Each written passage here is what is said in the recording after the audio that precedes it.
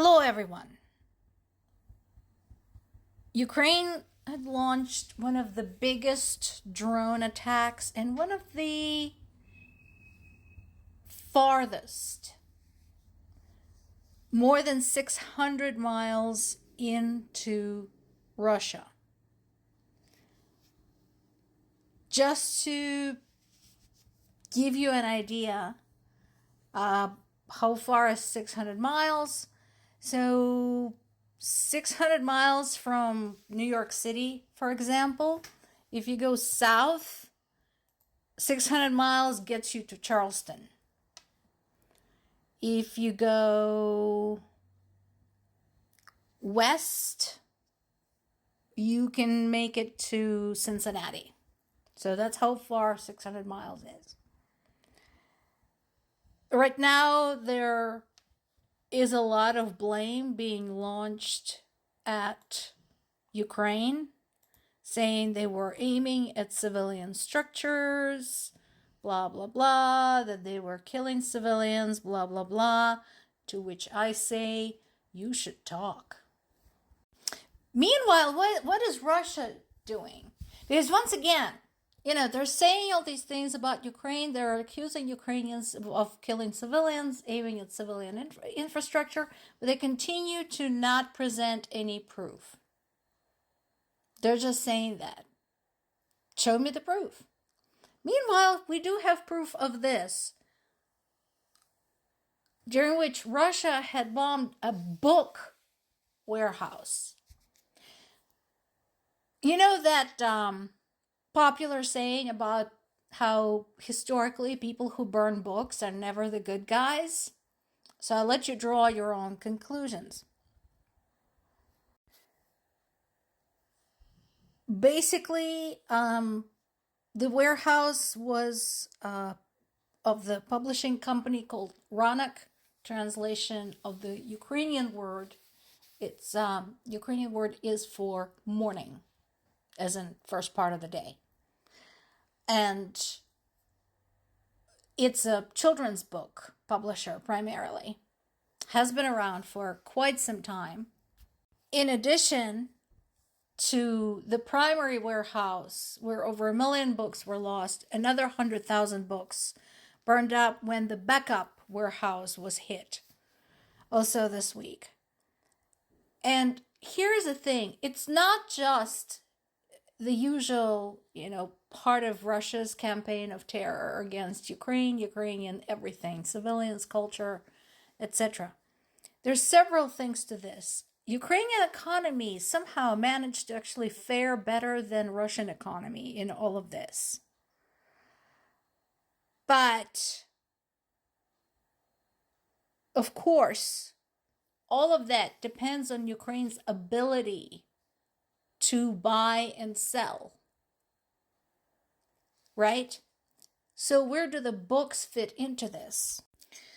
The books have to do with the fact that one of the interesting side effects of the war in Ukraine has been a rise in interest around the world toward Ukrainian culture and Ukrainian literature. And this is something I know about personally because I am one of the translators of obscure Ukrainian and Russian literature into English language. And I myself have published numerous works of Ukrainian literature, including Ukrainian children's literature.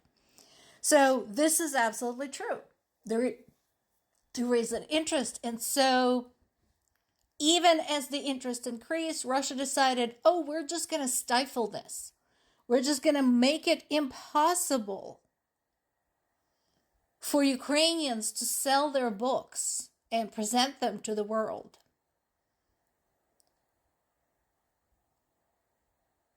Explain to me again why Russians are so surprised that Ukrainians don't love them anymore. Explain this to me. Why is it so puzzling to them in light of these events? In addition, let's not forget, Putin's stance is that Ukraine is not a real country, Ukrainians are not the real people, Ukrainian language is not a real language, that Ukrainians and Russians are the same people, and Ukrainian culture should just go away. And so this is just another example of Putin working to that end. Is Ukrainian culture going to go away? Fuck no. Even if you were to erase Ukraine off the face of the earth today, which he's trying to do, there are plenty of examples left of Ukrainian culture, and there are plenty of people like me who are preserving Ukrainian literature, Ukrainian language,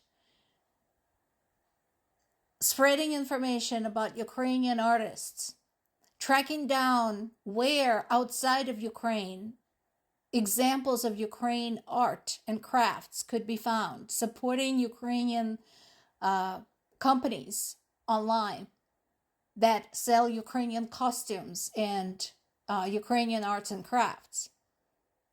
It's not going any fucking where as long as a single one of us is alive. But that is not to say that Putin is not going to try. And this is just another example.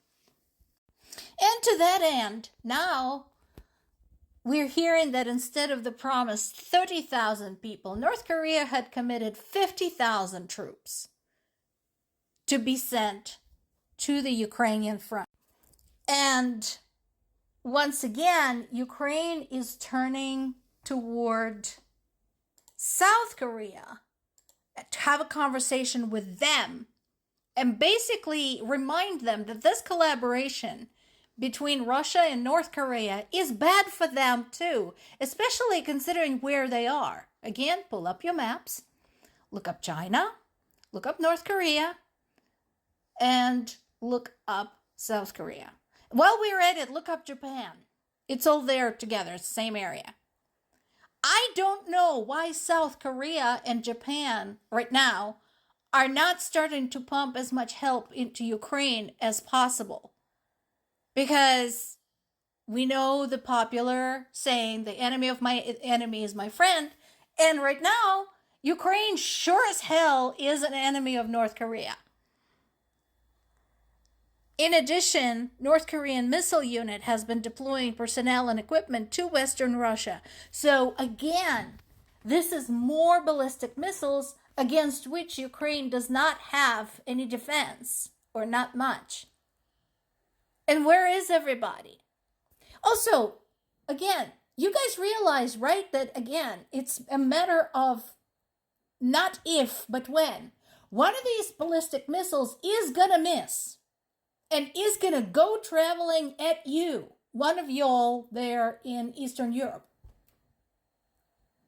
That is going to happen because it didn't take much for the drones to start flying over.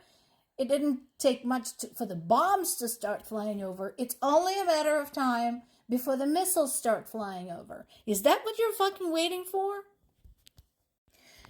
So Ukraine, as usual, said we're ready, saying we're ready to work on the drone deal. We're ready to work on the other areas, but this needs to keep moving, and this needs to be moving quickly. Meanwhile, Ukraine is working with Turkey to buy 70 ATACMS short-range ballistic missiles, which is a good thing. ATACMS have proven themselves very, very handy in all of this. And this is what I said when I said Turkey is being neutral. Turkey is still kind of not denouncing Russia, but it is working with Ukraine, and it will sell weapons to Ukraine.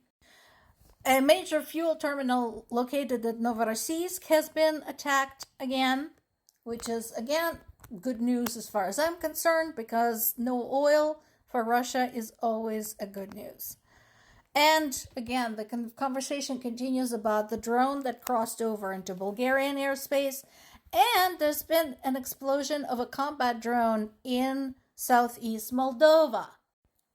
And again, folks, use your brains. Thank you, UK Defense Secretary Wes Streeting, for saying Ukraine needs air defenses. This is another reason. They need to be able to defend the allies to the west. more to come.